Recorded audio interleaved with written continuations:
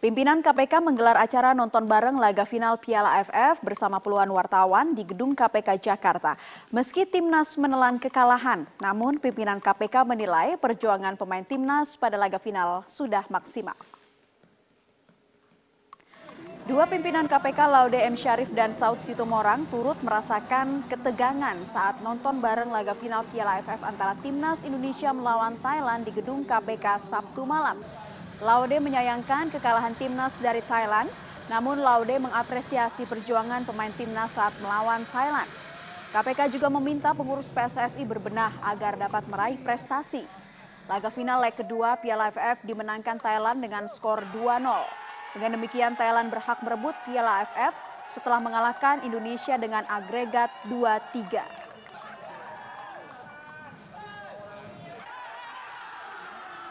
Kalau saya melihat yang babak pertama itu kemampuan pemain-pemain Indonesia masih kurang beri pressing. Yang kedua pemain-pemain Thailand itu ketika menjaga orang-orang Indonesia pada yang kedua itu lebih bagus dibanding kita. Kepada pengurus PSSI, mereka mengetahui bahwa sepak bola itu adalah olahraga rakyat Indonesia. Semoga saja pengurus PSSI sekarang lebih profesional dibandingkan dulu. Semua ketidakjelasan pada PSSI sebelumnya itu menjadi lebih baik di Indonesia. Mudah-mudahan tidak ada lagi korupsi di PSSI. Mahkamah Konstitusi mengabulkan sebagian permohonan uji materi Undang-Undang Nomor 30 pada tahun 2009 tentang ketenagalistrikan yang dimohon oleh Dewan Pimpinan Pusat Serikat Pekerja PLN. Putusan ini menegaskan praktik pemisahan kegiatan usaha dalam usaha penyediaan tenaga listrik untuk kepentingan umum harus ditempuh di bawah prinsip dikuasai oleh negara meski penyedia tenaga listrik adalah pihak swasta. Sebelumnya pemohon menggugat pasal 10 ayat 2 dan pasal 11 ayat 1 Undang-Undang Ketenagalistrikan. Dua ketentuan ini dinilai pemohon mengakibatkan hajat hidup orang banyak dapat dikuasai oleh korporasi swasta nasional, multinasional, dan perorangan. Bahkan bisa membuat negara tidak memiliki kekuasaan atas tenaga listrik.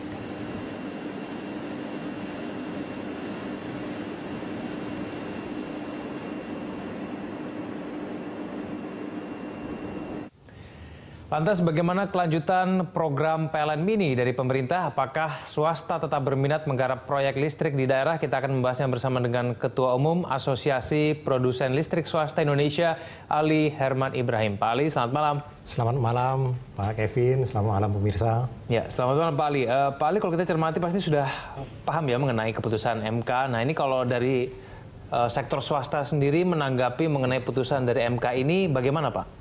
Sebenarnya kalau kita lihat ya amar putusannya itu bahwa pasal 10 ayat 2 kemudian pasal 11 ayat 1 kan bahwa pasal 10 ayat 2 bertentangan dengan Undang-Undang Dasar 1945 bila mana dilakukan ya usaha penyediaan tenaga listrik itu dilakukan secara unbundling. Nah, itu kan artinya penjualan listrik atau retail dilakukan sendiri, kemudian juga transmisi sendiri. Ya. Ditakutkan oleh para pemohon ini itu nanti terjadi suatu rezim yang bebas. Jadi semua tidak dapat dikendalikan, semua ikut mekanisme pasar. Yeah. Nah, ditakutkan nanti harganya tidak terkendali atau pelayanannya tidak bisa dikendalikan, tidak bisa dikontrol oleh pemerintah semena-mena. Nah itu kira-kira yang ditakutkan. Kemudian yang kedua, bahwa pasal 11 ayat 1 itu bertentangan dengan Undang-Undang Dasar 1945 bila usaha penyediaan tenaga listrik itu ya dilakukan badan usaha, kemudian swasta, ya, badan usaha milik negara, koperasi, kemudian BUMD, kemudian juga swadaya masyarakat, ya, tanpa pengendalian atau kontrol negara. Ya, nah itu yang ditakutkan. Tapi sebenarnya itu tidak mungkin terjadi gitu ya.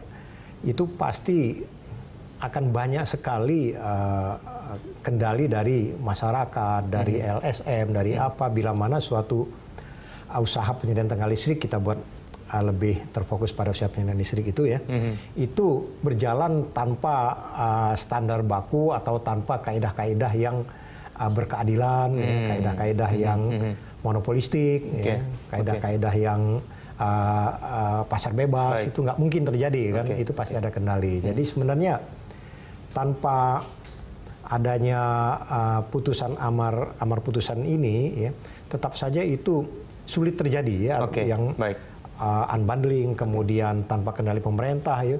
Mungkin kendali negara tidak, tapi rakyat akan mengendalikan rakyat. Tapi memang dari awal swasta juga tidak berniat begitu ya, seperti yang dikaitkan dengan pasal-pasal itu tadi ya sebetulnya. Ya sebenarnya bukan tidak berniat, ya tidak akan mungkin bisa kalau kita semena-mena. Misalnya saja kita sekarang ini untuk buat jalan tol aja kan susah sekali kan. Menghadapi rakyat itu yang lahannya lah, yang kegangguannya lah, gitu kan. Nah, Pak Ali, lalu kemudian ini ada tidak dampaknya yang terjadi kepada para pengusaha begitu ya, yang ingin mungkin menggarap PLN Mini yang mungkin dicanangkan oleh Kementerian SDM? Ini ada efeknya tidak? Sebenarnya dampaknya itu adalah suatu dampak psikis ya, adalah suatu anggapan dari para calon investor katakanlah ya, baik yang di PLN Mini maupun di usaha-usaha kelistrikan di sektor lainnya ya, itu melihat bahwa ditakutkan oleh mereka itu. Mereka merasa bahwa nanti aturan-aturan ini cepat sekali kok bisa dirubah. Nah, itu yang ditakutkan. Itu ya. Jadi sehingga iklim usaha atau apresiasi dari para investor itu terhadap usaha kelistrikan itu yang melihatnya wah ini tidak betul-betul memberikan kenyamanan, itu yang ditakutkan. Tapi sebenarnya juga nggak perlu takut. Berarti gitu. Minat dari swasta sendiri pasca putusan ini menurut Anda tetap tinggi nantinya? Tetap tinggi ya, karena tetap menarik kelistrikan di kita ini, di negara kita ini ya, karena tumbuh, kemudian juga diberikan suatu harga, sebenarnya harga listrik di kita ini ya rata-rata lebih tinggi dibandingkan misalnya kalau kita bicara ke Laos ya, ke Vietnam, di sana sedikit lebih murah ya. Nah ini yang membuat menariknya tuh kenapa Pak? Sejauh ini ya, kalau swasta berhubungan dengan PLN sejauh ini ya, jual beli listrik itu selalu tidak ada default, tidak ada kegagalan bayar ya. Lancar pembayarannya. Ya kita melihat rasanya memang si swasta itu mendapatkan suatu margin keuntungan yang cukup lah ya. Besar tidak juga, tapi tidak juga kecil kan. Artinya cukup lah dibandingkan dengan investasi yang dia tanamkan, gitu, sebanding wajar gitu. Itu cukup menarik. Gitu ya.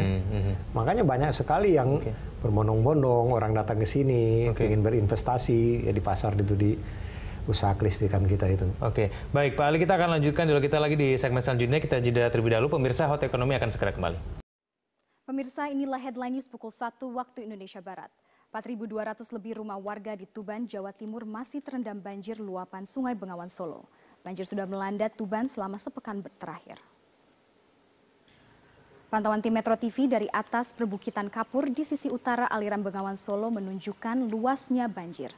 Selama sepekan terakhir, banjir akibat luapan Sungai Bengawan Solo masih merendam 34 desa dari 5 kecamatan di Tuban. Ketinggian air mencapai rata-rata 1 hingga 2 meter. 4 desa diantaranya terisolasi dengan 14.500 lebih jiwa terdampak. Namun demikian, hampir sebagian besar warga masih enggan mengungsi. Sejumlah petugas melakukan patroli keliling menggunakan perahu untuk menjaga keamanan dan menawarkan perahu untuk beraktivitas. Badan Penanggulangan Bencana Daerah BPBD Tuban mencatat banjir tahun ini adalah yang terparah dalam 5 tahun terakhir.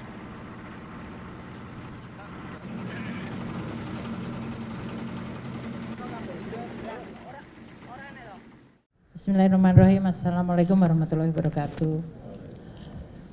Pertama-tama saya ingin menyampaikan terima kasih kepada seluruh jajaran pimpinan KPK yang telah menginformasikan mengenai kejadian operasi tangkap tangan terhadap salah satu staf di Direktorat Jenderal Pajak.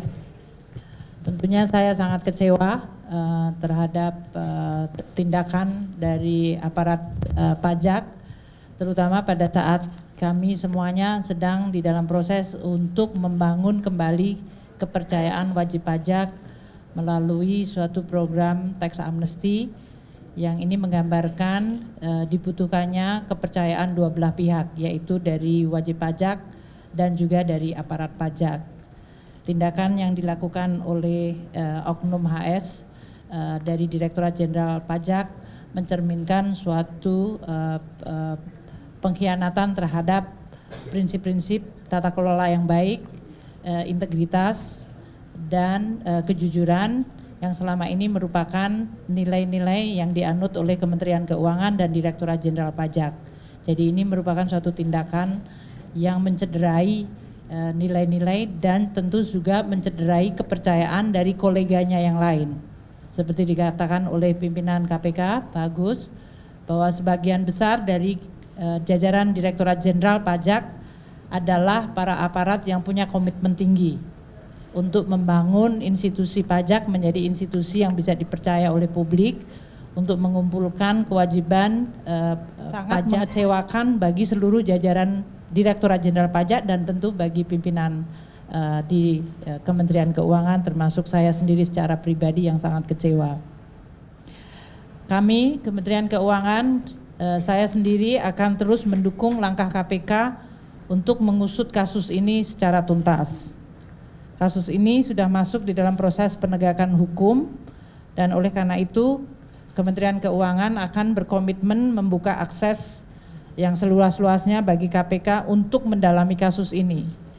Karena saya sangat menginginkan bahwa momentum ini akan menjadi salah satu trigger atau pemicu yang kredibel bagi pembersihan dan perbaikan Direktorat Jenderal Pajak. Kalau kami selama ini berkomunikasi bahwa melalui tax amnesty dan reformasi kami ingin membangun kepercayaan publik, maka kami menganggap bahwa hikmah dari OTT ini adalah suatu upaya yang jauh lebih sistematis dan kredibel untuk membangun Direktorat Jenderal Pajak yang bersih dari korupsi dan memiliki nilai integritas yang baik. Kami juga akan bekerja sama dengan KPK untuk mengintensifkan berbagai upaya pencegahan korupsi dan memperbaiki sistem tidak hanya di Direktorat Jenderal Pajak, tadi di Kementerian Keuangan keseluruhan. Kami menganggap bahwa Kementerian Keuangan merupakan lembaga yang sangat penting, sangat strategis yang memiliki amanah untuk mengelola keuangan negara secara bersih dan kredibel. Dan itu tidak mungkin dilakukan secara sendiri tanpa ada bantuan dan dukungan dari institusi yang kredibel seperti KPK. Sehingga saya sangat menyambut dan meminta untuk KPK membantu kami.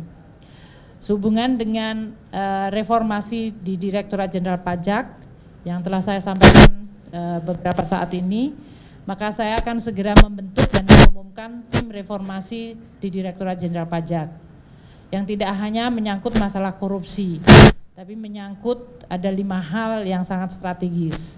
Yang tentu pertama adalah masalah SDM dan Code of Conduct, yang ini menyangkut masalah integriti, pembersihan terhadap aspek-aspek korupsi, tapi lebih kepada juga perbaikan skill, kompeten, dan profesionalisme. Yang kedua adalah menyangkut masalah information system dan database, karena ini akan sangat membantu kami untuk mengidentifikasikan kewajiban dari wajib pajak secara objektif dan mengurangi interaksi dari aparat pajak secara tidak perlu yang kemudian bisa menimbulkan berbagai transaksi seperti yang terjadi pada OTT ini. Yang ketiga, kami perlu dan memandang penting untuk memperbaiki bisnis proses.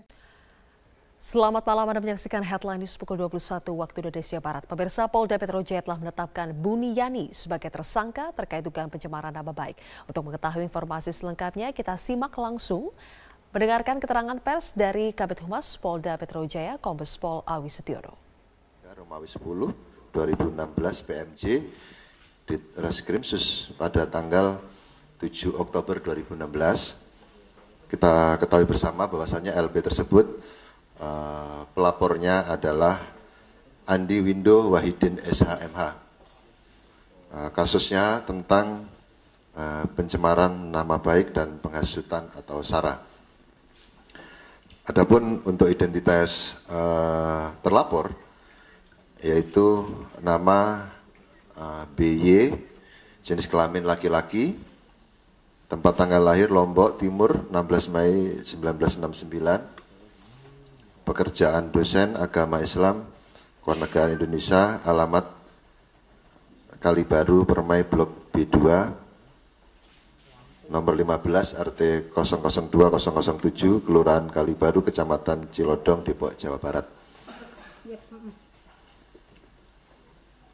Hasil dari proses penyidikan selama ini yang telah dilakukan oleh Subdit Cybercrime Polda Metro Jaya sudah melakukan pemeriksaan terhadap saksi-saksi, kemudian saksi ahli, sampai dengan hari ini kita telah melakukan pemanggilan terhadap terlapor. Tadi pagi sekitar jam berapa tadi Pak Roberto? Jam 11 ya.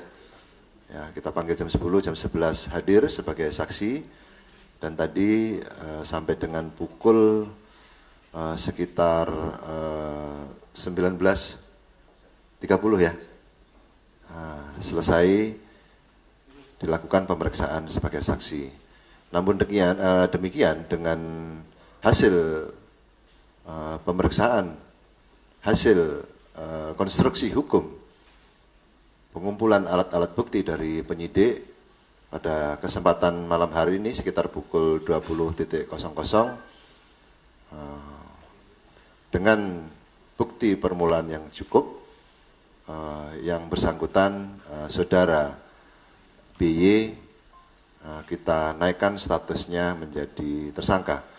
Bahwasanya yang bersangkutan dari tuduhan persangkaan oleh pelapor terkait dengan pencemaran nama baik dan penghasutan SARA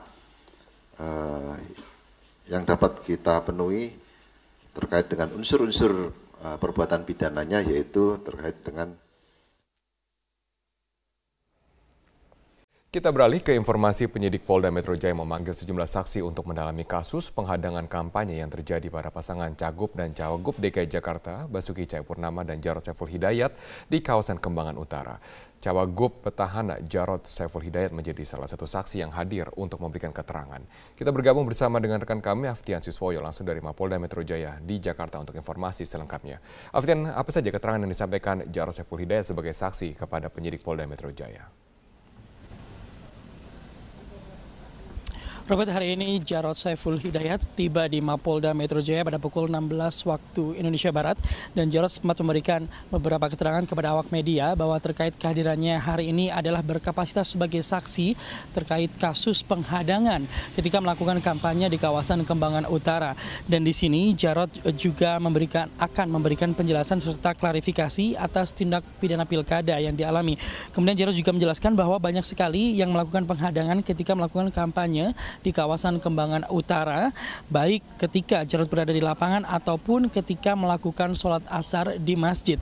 Dan dalam minggu ini pihak kepolisian akan menyelesaikan berkas perkara dan diserahkan ke jaksa penuntut umum untuk proses tindak lanjut. Dan selain Jarod, hari ini juga dihadirkan 11 orang saksi lainnya untuk memberikan keterangan. Dan hingga saat ini memang pihak kepolisian masih belum menetapkan tersangka dalam kasus penghadangan yang dilakukan oleh salah satu warga berinisial NS yang disebut sebagai komandan lapangan. Dan tadi setelah kehadiran Jarod, tadi juga hadir dalam pemanggilan hari ini adalah Ketua DPRD DKI Jakarta, Prasetyo Edy, dan di sini Prasetyo Edy mengatakan bahwa mengetahui terkait permasalahan ini, yaitu permasalahan penghadangan ketika melakukan kampanye di kawasan Kembangan Utara. Prasetyo Edy juga meskipun tidak mengikuti kampanye di kawasan Kembangan Utara, namun sebagai ketua tim hari ini datang berkapasitas sebagai saksi. Dan Prasetyo Edy juga menjelaskan bahwa ada beberapa bukti yang dibawa, termasuk yaitu bukti video dan juga beberapa bukti foto. Dan berikut merupakan pernyataan selengkapnya dari Jarod Saiful Hidayat. Terlapornya hanya NS saja yang di Kembangan itu atau ada yang lain? Saya tidak tapi kemungkinan itu kan ada banyak yang menghadang ya. Baik menghadang pada saat di lapangan maupun pada saat saya sudah ke tempatnya Pak Haji Saman dan menunaikan ibadah sholat asar, itu masih Pak, mereka PDIP sudah ikut. menyebut ada keterlibatan tokoh politik di balik penghadangan itu, siapa sebenarnya Pak? Saya nggak ngerti, tanyakan pada penyidik nanti ya. Tugasnya Panwas, tugasnya polisi untuk bisa menyidik. Robert. Baik, terima kasih Aftian Siswoyo atas informasi Anda. Calon Wakil Gubernur DKI Jakarta Jarod Saiful Hidayat mempertanyakan kinerja Badan Pengawas Pemilu atau Bawaslu yang seolah lamban memproses aksi-aksi penghadang kampanye. Peneliti Divisi Hukum Perludem, Fadli Ramadhani, menilai Bawaslu dan polisi harus menindak tegas pelaku yang mengganggu hak konstitusional paslon untuk memberikan efek jerah. Main aja ke PDIP.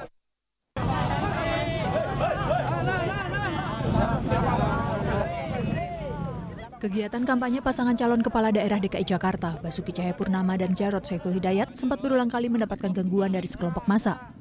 Tercatat telah lebih dari 5 kali pasangan Ahok Jarot dihadang sejak masa kampanye digelar pada 28 Oktober lalu.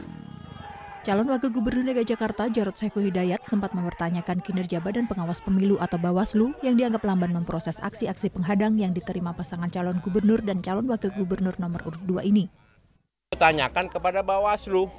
Makanya tadi Panwas kan ikut ya, Panwas ini ada belakang ya. Aku bilang, ya harusnya, aku kan pernah juga ditolak di sini, pernah nggak ditolak?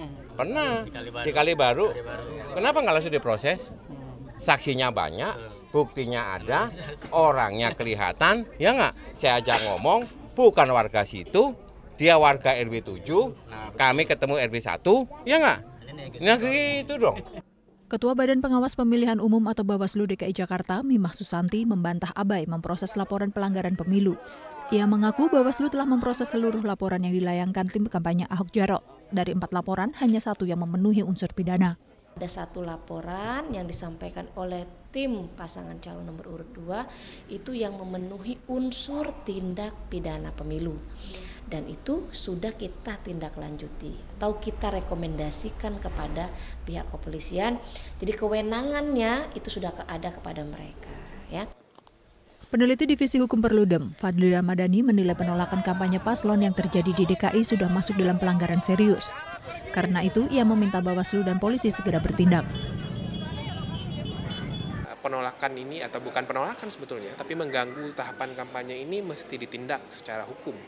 Nah, makanya pembelajaran penindakan secara hukum itu nanti akan memberikan efek jerah kepada orang yang akan melakukan atau orang yang masih melakukan. Nah, makanya menurut saya ini tidak bisa dibiarkan. Kalau ini dibiarkan dan tidak ditindak secara tegas, ini bisa menjadi presiden bagi daerah lain yang melangsungkan pilkada di 100 daerah yang lain. Kegiatan kampanye adalah hak setiap pasangan calon kepala daerah yang dilindungi oleh undang-undang. Jika hal ini dibiarkan, dikhawatirkan tidak hanya akan menjadi presiden buruk bagi pelaksanaan demokrasi, tetapi juga penegakan hukum di Indonesia. Apalagi ada ancaman pidana bagi para pelaku. Tim Liputan Metro TV. Banyak cara dilakukan warga untuk mendukung pasangan calon gubernur DKI Jakarta dalam memenangkan Pilkada DKI 2017 mendatang. Ya, salah satunya dengan penggalangan dana kampanye rakyat yang digagas oleh kaum ibu-ibu sebagai simpatisan pasangan nomor urut 2 Ahok Jarot. Dalam rangka mendukung pasangan petahana Ahok Jarot, kelompok ibu-ibu arisan di RW 12 Pejagalan Penjaringan Jakarta Utara menggalang dana kampanye rakyat. Meski sederhana, sejumlah ibu mengaku sukarela menyumbangkan uang mereka terhadap perjuangan Ahok Jarot. Komunitas ibu-ibu arisan merasa bahwa pasangan Ahok Jarot telah memberikan bukti dalam pembangunan ibu kota Jakarta, termasuk diantaranya sejumlah program kerja yang telah dirasakan kaum perempuan. Nah, memang kita mengumpulkan dana ini toh nanti untuk dari kita untuk kita juga tergerak, ibu-ibu kita tergerak karena sumbangan itu karena kita merasa menginginkan punya pemimpin yang jujur dan anti korupsi. Karena bapak-bapak itu yang telah memberikan kita ke anak-anak kita sekolah dan kita lingkungan juga bersih semuanya. Adanya inisiatif warga dalam penggalangan dana kampanye rakyat disambut baik oleh tim relawan kampanye rakyat Ahok Jarot. Tim relawan mengaku terharu atas kepedulian warga untuk mendukung perjuangan pasangan Ahok Jarot. Oke, jadi dari ibu-ibu arisan di sini, mereka biasa sebulan sekali memang melakukan arisan, dan pada arisan di bulan ini mereka mengundang kita dari tim penggalangan dana untuk bersama-sama melakukan kampanye rakyat untuk mendukung Basuki Jarot sebagai pasangan calon gubernur dan wakil gubernur. Jadi ibu-ibu yang arisan tadi agak bingung mau ikut berpartisipasi dalam kampanye rakyat, tapi caranya gimana? Jadi kemarin perwakilan ibu RT-nya datang ke Rumah Lembang. Para ibu berharap agar hasil dana yang dikumpulkan bisa digunakan sebaik-baiknya untuk pemenangan pasangan Ahok Jarot pada Pilkada DKI 2017 mendatang. Dari Jakarta, Muhammad Rian, Metro TV.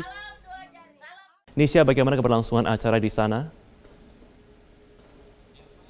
Marvin, saat ini digelar acara Parade Bhinneka Tunggal Ika di kawasan Patung Kuda, Monas, Jakarta Pusat, dan saat ini ratusan warga masyarakat berkumpul di sini. Saat ini sedang digelar berdoa dari lintas agama, dari umat lintas agama. Mereka ini berdoa untuk kelancaran acara Parade Bhinneka Tunggal Ika dan juga untuk kebinekaan di Indonesia yang kemarin sempat terpecah.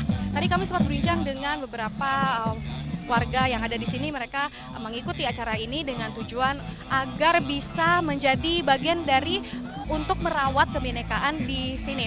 Dan menariknya juga nanti mereka akan berjalan titiknya dari sini, dari kawasan Patung Kuda untuk menuju ke kawasan Bundaran Hotel Indonesia. Dan nanti di sepanjang perjalanan menuju ke Bundaran Hotel Indonesia, mereka akan menampilkan berbagai pertunjukan dari atau yang ada di Indonesia, seperti ada reok ponorogo, kemudian ada ondel-ondel, ada debus, dan juga ada barongsai. Dan yang menarik juga, mereka ada di sini adalah diminta oleh penggagas acara ini untuk menggunakan pakaian adat dari seluruh Indonesia. Dan bagi mereka yang tidak memakai pakaian adat, bisa menggunakan kaos bernuansa merah putih. Dan selain itu nantinya juga mereka berada di sini untuk bersama-sama, atau pesan yang ingin disampaikan adalah untuk memberitahu masyarakat bahwa perbedaan ataupun keberagaman yang ada di Indonesia inilah yang menyebabkan Indonesia menjadi kaya, Indonesia menjadi satu. Dan berikut adalah pernyataan selengkapnya dari penggagas Parade Bhinneka Tunggal Ika. Kita ingin merayakan kembali yang namanya kebinekaan di negeri ini. Kita ingat bahwa konstitusi kita itu adalah Pancasila, Undang-Undang Dasar 45, yang di dalamnya itu sangat menempatkan kebinekaan, keberagaman bangsa ini sebagai salah satu faktor pemersatu bangsa ini gitu. Dengan format yang sangat cair, bikin happy, semua bisa terlibat. Kita akan melihat bagaimana beragamnya kebudayaan, tradisi, agama negeri ini gitu. Ya Marvin, dan sesaat lagi ratusan peserta Parade Bhinneka Tunggal Ika ini akan berjalan menuju ke Bundaran Hotel Indonesia, dan nanti kita akan bertemu lagi di Bundaran Hotel Indonesia untuk menyaksikan seperti apa perjalanan mereka dari Patung Kuda Monas, Jakarta Pusat. Sementara demikian, Marvin, kembalikan dari studio. Selamat siang pemirsa, inilah Headline News pukul 14 waktu Indonesia Barat. 15 nelayan dinyatakan hilang akibat kapal berbendera Thailand dan kapal nelayan tabrakan di perairan Tuban, Jawa Timur.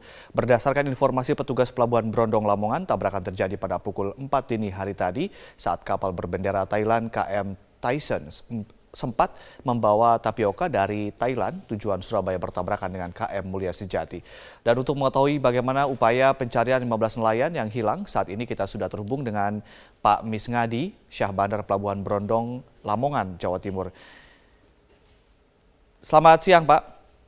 Selamat siang. Ya, bagaimanakah upaya atau bagaimanakah kronologis peristiwa ini, Pak?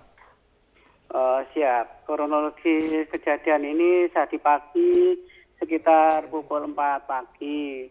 Itu kapal nelayan Mulia Sejati ditabrak MV Tyson 4. Ya. Di posisi kurang lebih 17 mil dari Pelabuhan Brondong gitu, Pak. Ya. Bagaimanakah upaya pencarian saat ini, Pak? Untuk posisi sekarang sudah dalam taraf evakuasi terhadap 12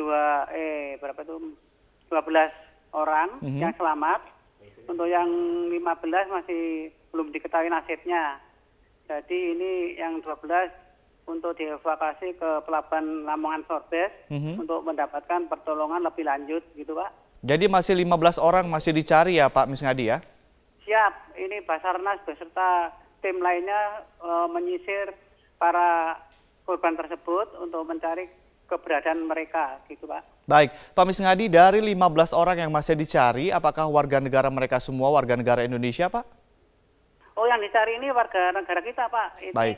Nelayan dari Juwana, Jawa Tengah, gitu Pak. Ya. Baik, terima kasih Pak Misgadi telah memberikan informasi kepada kami. Selamat malam pemirsa, aksi teror terhadap kandidat kepala daerah kembali terjadi di Provinsi Aceh. Kali ini penembakan terjadi di rumah calon gubernur Aceh Tarmizi Karim oleh orang tidak dikenal. Dan untuk mengetahui informasi selengkapnya, kita terhubung dengan Dazen Frila langsung dari Banda Aceh. Dazen, bagaimana kronologi penembakan rumah Tarmizi Karim? Ya, Rory, dari informasi yang kami peroleh, aksi penembakan ini terjadi pada Rabu malam sekitar pukul 19 waktu Indonesia Barat di kediaman salah satu calon gubernur Aceh bernomor urut 1 Tarmizi Karim, yaitu tepatnya terletak di Jalan Todak Gampong, Bandar Baru, Dusun Piranha, Kecamatan Kuta Alam, Kota Banda Aceh. Tidak ada korban jiwa dalam peristiwa ini dan menurut keterangan saksi mata, yaitu Fahri, anak dari Tarmizi Karim sendiri, mendengar suara letusan setelah sempat melihat seorang sosok yang melintas di luar pagar kediamannya dengan menggunakan 1 unit sepeda motor. Fahri sendiri tidak mengetahui bahwa suara tersebut adalah suara letusan senjata api dan ia baru mengetahui aksi ini adalah aksi teror atau penembakan setelah diberitahu pihak Pamtub atau pengamanan tertutup Tarmizi Karim bahwa terdapat lubang bekas tembakan di pagar rumahnya yang juga terpantul pada pagar garasi. Sementara selongsong peluru juga telah ditemukan di dalam areal rumah dan insiden ini terjadi ketika Tarmizi dan keluarga sedang dalam perjalanan dari Kabupaten Aceh Timur menuju Kota Banda Aceh. Hingga saat ini pihak kepolisian belum dapat mengungkap motif ataupun pelaku di balik penembakan ini dan saat ini masih melakukan pemeriksaan karena pihak Tarmizi Karim sendiri baru menyampaikan laporan kasus ini pada sore hari tadi, Rory. Sementara olah TKP akan segera dilakukan dalam waktu dekat. Dan menanggapi insiden ini, Tarmizi Karim sendiri yang maju dalam Pilgub Aceh melalui jalur independen mengatakan aksi penembakan ini merupakan bentuk teror yang telah mengganggu kedamaian pilkada, namun pihaknya tetap menghimbau kepada seluruh tim sukses dan para pendukung untuk tetap tenang dan tidak terprovokasi oleh kejadian ini. Berikut kita dengarkan salah satu petikan wawancara kami dengan calon gubernur Aceh Tarmizi Karim. Sebetulnya seperti tadi kita sudah kumpul juga dengan tim kita, tim sukses di dalam pilkada ini. Saya memintakan kepada mereka agar sabar tenang oleh karena ini sudah ditangani oleh polisi dengan bagus sekali sejak awal tadi pagi. Dan sebetulnya ini kan bertentangan dengan semangat pilkada damai. Itu yang baru seminggu yang lalu kita sudah kumpul di Mapolda di bawah koordinasi Pak Kapolda dan pengarahan Bapak Gubernur. Yang semangat kita kan spirit kedamaian ini. Tapi kalau ada kejadian seperti ini, maka itu akan bertolak belakang sekali dengan semangat pilkada yang damai, aman, sejahtera. Untuk sementara demikian yang dapat kami sampaikan dari Banda Aceh. Kembali ke Anda, Rory, di studio. Pemirsa, kita bergabung dengan Stella Nau dari Istana Merdeka. Stella, ini adalah pertemuan yang kedua antara kedua tokoh dalam bulan terakhir ini. Sebenarnya apa yang ingin disampaikan oleh kedua tokoh ini yang pernah menjadi rival dalam Pilpres 2014 lalu?